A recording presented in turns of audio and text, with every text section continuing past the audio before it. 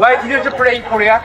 Do you have anything to say to Korea fans? In 2019, Cristiano Ronaldo faced questions from Korean fans about why he remained on the bench and did not play during a match.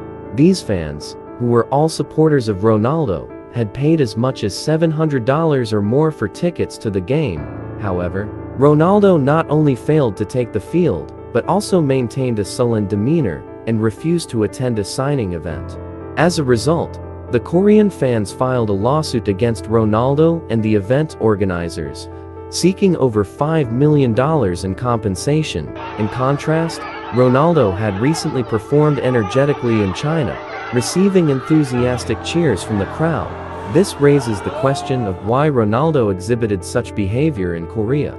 To understand this, we can look back at the 2002 World Cup and the controversial match between South Korea and Italy in the round of 16. The referee for that match was Byron Moreno from Ecuador. The match began with Italy being awarded a penalty for a slight foul in the box within 4 minutes. Despite protests from the players, Moreno stood by his decision. Fortunately for Italy, their goalkeeper saved the penalty, and they scored with a header at the 18-minute mark. After this, Italy shifted to a defensive strategy, and many Italian fans believed victory was assured since South Korea seemed unable to break through Italy's solid defense. However, at the 42-minute mark, South Korea's Yoo Sang-chul elbowed Italian defender Coco in the face, causing him to bleed profusely. Normally, this would warrant at least a yellow card, yet Moreno did not issue any warning.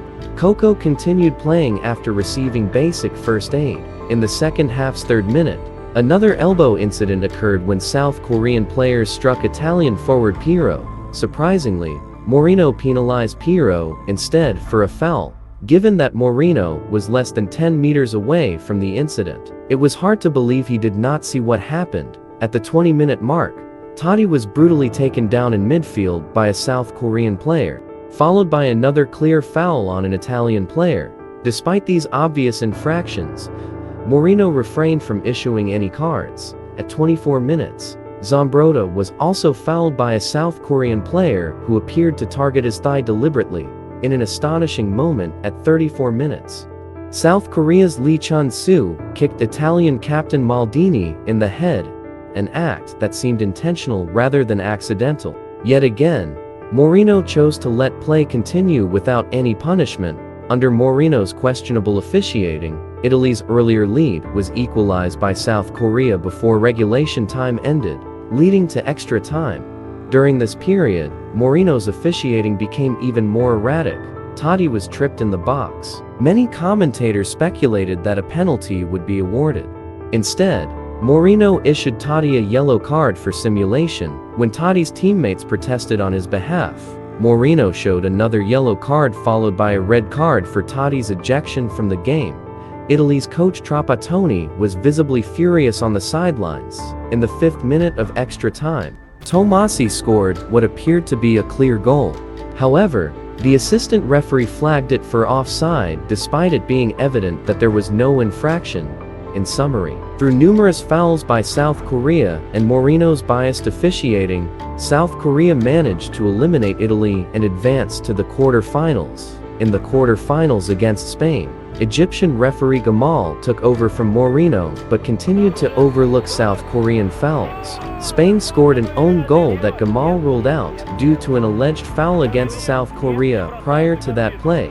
Spain had another clear chance denied when ruled offside despite being onside. Ultimately, South Korea won again with a score of 5-3 and advanced to the semi-finals. These blatant officiating errors angered fans worldwide, who called for investigations into referees Moreno and Gamal. Even then, FIFA President Blatter acknowledged that Italy had been treated unfairly. Under immense public pressure following these incidents, there were no such officiating controversies during South Korea's semi-final match against Germany, where they lost 0-1. However, it was clear that many Koreans did not see their actions as problematic. Chung Mong-jun, former FIFA vice president and a Korean national, once responded regarding allegations of bribing referees during the 2002 World Cup. "If I had that capability, Why wouldn't I use it? Lee Chun-soo admitted in a 2020 variety show that he intentionally kicked Maldini because he felt that Italian players were arrogant and looked down on them. After these events, Byron Moreno was suspended by his federation and faced financial difficulties leading him to smuggling. He was sentenced to 2.5 years in prison in 2011 for bringing 6 kilograms of illegal substances into the United States. Upon his release from prison, he still denied any allegations regarding bribery involving South Korean players. However, many people are already aware of what truly transpired during those controversial matches.